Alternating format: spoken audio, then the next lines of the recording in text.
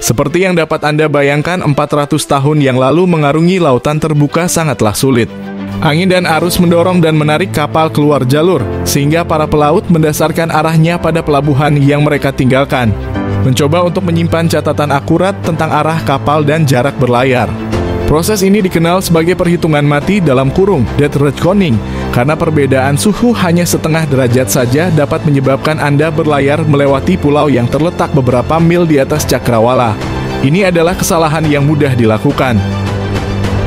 Untungnya, 3 penemuan memungkinkan navigasi modern, sextant, jam, dan matematika yang diperlukan untuk melakukan perhitungan yang diperlukan dengan cepat dan mudah. Semuanya penting. Tanpa peralatan yang tepat, banyak pelaut yang enggan berlayar terlalu jauh dari lokasi daratan. John Bird, seorang pembuat instrumen di London, membuat alat pertama yang dapat mengukur sudut antara matahari dan cakrawala pada siang hari yang disebut sextant. Mengetahui sudut ini penting karena dapat dibandingkan dengan sudut di Inggris pada waktu yang sama.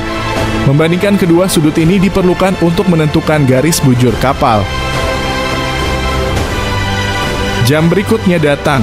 Pada tahun 1761, John Harrison, seorang pembuat jam dan tukang kayu asal Inggris, membuat sebuah jam yang dapat mencatat waktu dengan akurat di laut.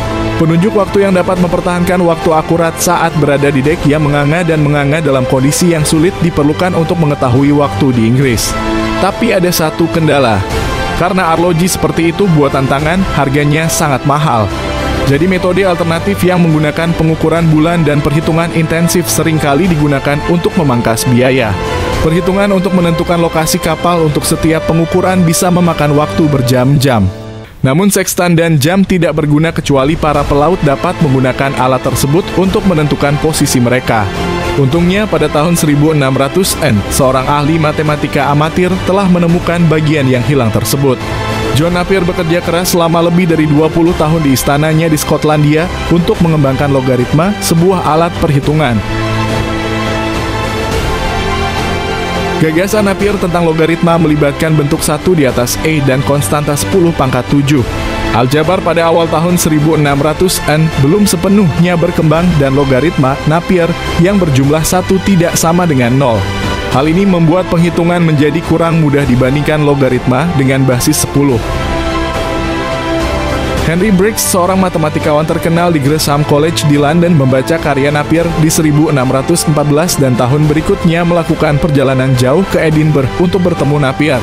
Briggs muncul tanpa pemberitahuan sebelumnya di pintu kastil Napier dan menyarankan agar John mengubah basis dan bentuk logaritmanya menjadi sesuatu yang lebih sederhana. Mereka berdua sepakat bahwa basis 10 dengan log 1 sama dengan 0 akan sangat menyederhanakan perhitungan sehari-hari. Hari ini kita mengingatnya sebagai logaritma umum Briggs. Hingga berkembangnya mesin hitung listrik pada abad ke-20, segala perhitungan yang melibatkan perkalian, pembagian pangkat, dan ekstraksi akar-akar dengan bilangan besar dan kecil dilakukan dengan menggunakan logaritma. Sejarah logaritma bukan hanya sekedar pelajaran matematika.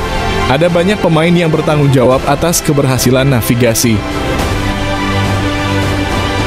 Pembuat instrumen, astronom, matematikawan, dan tentu saja pelaut. Kreativitas bukan hanya tentang mendalami bidang pekerjaan seseorang. Ini juga tentang penyerbukan silang antar disiplin ilmu.